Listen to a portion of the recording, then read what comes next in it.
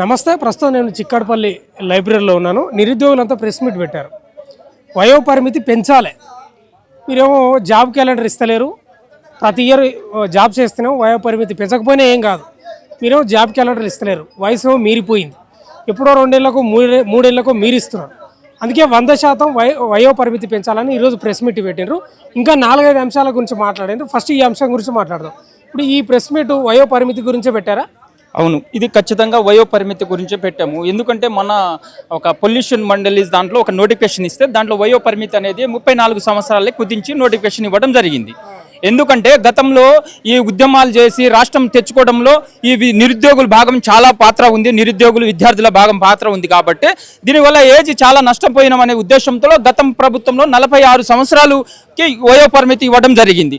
అయితే ఆ GO number 3 మొన్న ఫిబ్రవరి నెల నుంచి కంప్లీట్ అయిపోయింది. అందుకే అయిపోయింది, అప్పటికి ఆ జీవో కంప్లీట్ అయిపోయింది, అయ్యో పరిమితి తీసుకొచ్చిన జీవో. అయితే దాన్ని మళ్ళా కంటిన్యూ చేయాలని మేము 1-4 సార్లు 2 సార్లు మనం ఈ మీడియా ద్వారా కూడా మేము చెప్పడం జరిగింది. కానీ మొన్న టీజీపీఎస్సీ మొన్న ఇచ్చిన నోటిఫికేషన్లో దాన్ని కంటిన్యూ చేయకుండా దాన్ని మళ్ళీ కంటిన్యూ చేయకుండానే 34 సంవత్సరాలు కుదించి నోటిఫికేషన్ ఇవ్వడం జరిగింది. ఇప్పుడు రాబోయే నోటిఫికేషన్ ఏ నోటిఫికేషన్ కావచ్చు, గ్రూప్స్ నోటిఫికేషన్, ఆ నోటిఫికేషన్లో ఇదే 34 సంవత్సరాలు ఇస్తే ఖచ్చితంగా దాదాపుగా మొన్న ఈ కాంగ్రెస్ గవర్నమెంట్ రావడానికి చాలా మంది బస్సుల యాత్రలతో పాటు చాలా రకాలుగా ఉద్యమాలు చేసి ఈ ప్రభుత్వాన్ని తీసుకొచ్చినాం. కానీ ఈరోజు ఈ ప్రభుత్వం 46 సంవత్సరాల యువ పరిమితి ఇవ్వకపోతే చాలా మంది, కొన్ని లక్షల మంది నష్టపోయే అవకాశం ఉంది. అందుకే మేమంటున్నాం, గతంలో ఆ జీవో ప్రకారంగా 46 సంవత్సరాల యువ పరిమితి ఎట్లయితే కుదించారో సేమ్ అదే ప్రాసెస్ని ఇప్పుడు ఈ 46 సంవత్సరాల యువ పరిమితి పెంచాలని, అదే కంటిన్యూ చేయాలనే ఉద్దేశంతోనే ఈరోజు సిటీ సెంటర్ లైబ్రరీలో మేము ప్రెస్ మీట్ పెట్టడం జరిగింది.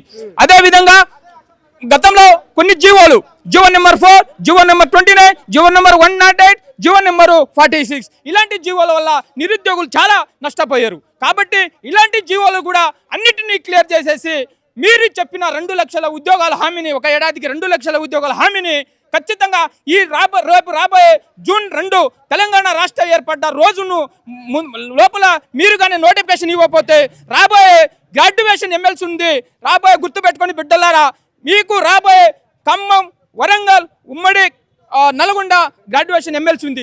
దీన్ని దృష్టిలో పెట్టుకొని మీరు కన్నా జూన్ 2 లోపల కానీ మీరిచ్చిన హామీ 2 లక్షల ఉద్యోగాలు ఇవ్వకపోతే ఈ నిరుద్యోగుల సత్తా ఏంటో, ఈ నిరుద్యోగుల కోప ఆవేశం ఏంటో మీరు చూడబోతున్నారు. ఇప్పటికైనా ఇప్పుడు ఆ జీవో ఉంది కదా, వయో పరిమితి జీవో లాస్ట్ గవర్నమెంట్ తెచ్చింది, ఫిబ్రవరి తోటి ముగిసిపోయింది. మరి రిన్యువల్ ఎందుకు చేయాలి? ప్రభుత్వం దృష్టికి పోలేదా? అధికారులు చెప్పలేదా? మరి రేవంత్ రెడ్డి ఏమన్నా నిర్లక్ష్యంగా ఉన్నాడు? ఎందుకు ఆ జీవోను ఎక్స్టెన్షన్ చేయాలి? అంటే రిన్యువల్ ఎందుకు చేయలేదు? మేము అదే చెప్తున్నాము కదా, గతంలో తీసుకొచ్చిన ఆ జీవోలోనూ వీళ్ళకి ఎందుకు తెలియదు? వాళ్ళు తీసుకొచ్చిన జీవో ప్రభుత్వం కాడ లేదా? ఉంది కదా.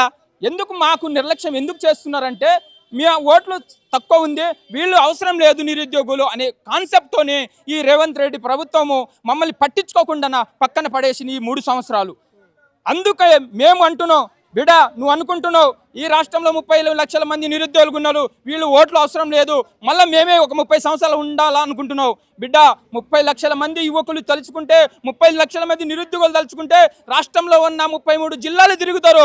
వాళ్ళ కుటుంబాలు, బంధువులు అందరినీ చైతన్యపరిస్తే బిడ్డ గతంలో వాళ్ళకి ఎలా అయితే కూర్చోబెట్టినావో నిన్ను కూడా బరాబర్గా మూలన కూర్చోబెట్టే టైం దగ్గరకు వస్తుంది. ఇప్పుడు జూన్ 2కు మీరు నోటిఫికేషన్లు ఇవ్వాలని అంటున్నారు. ఎన్ని నోటిఫికేషన్లు ఇవ్వాలనే డిమాండ్ మీది?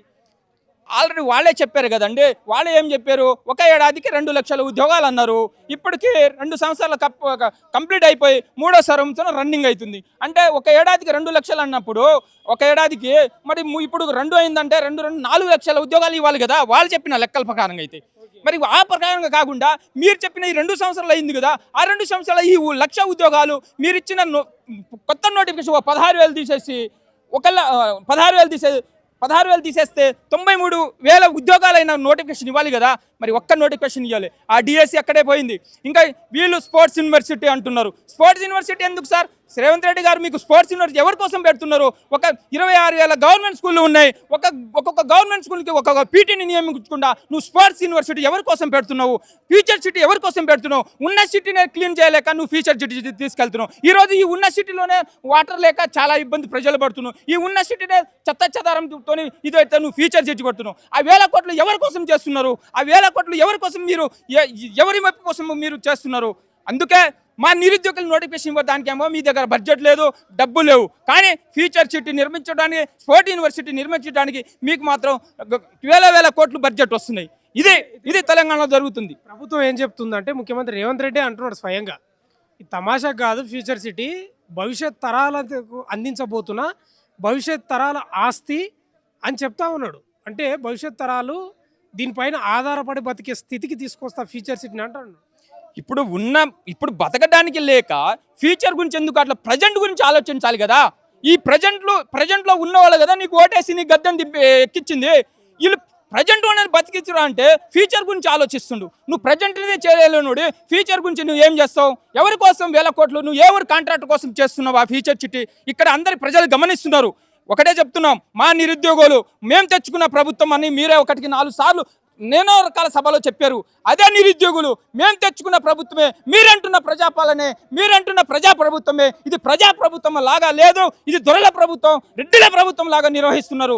ఒకటే చెప్తున్నాం, ఈ జీవో వల్ల 29 జీవో వల్ల SC ST బీసీలు ఆగమైపోయారు. 40 జీవో వల్ల నల్గొండలో 135 మార్కులు 140 మార్కులు వచ్చి కూడా ఉద్యోగం రాని పరిస్థితిలో ఉన్నారు. అందువల్ల ఆ రోజు ఈ అన్ని మా మనసులో పెట్టుకుని ఆ బాధ్యత నీ ప్రభుత్వాన్ని తీసుకొచ్చినావు. కానీ ఈరోజు మీ ప్రభుత్వం వచ్చినాక ఈ 2-3.5 సంవత్సరాల్లో మాకు పక్కన పెట్టడం జరిగింది.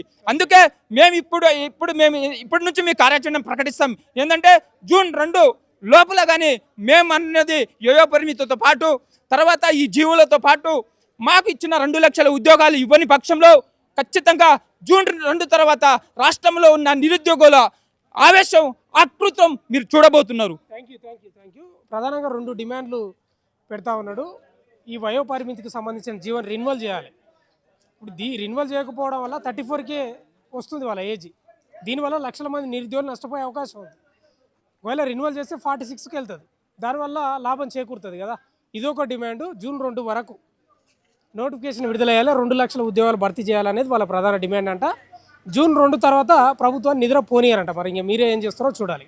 చూస్తూనే ఉండండి మన తొలి వెలుగు.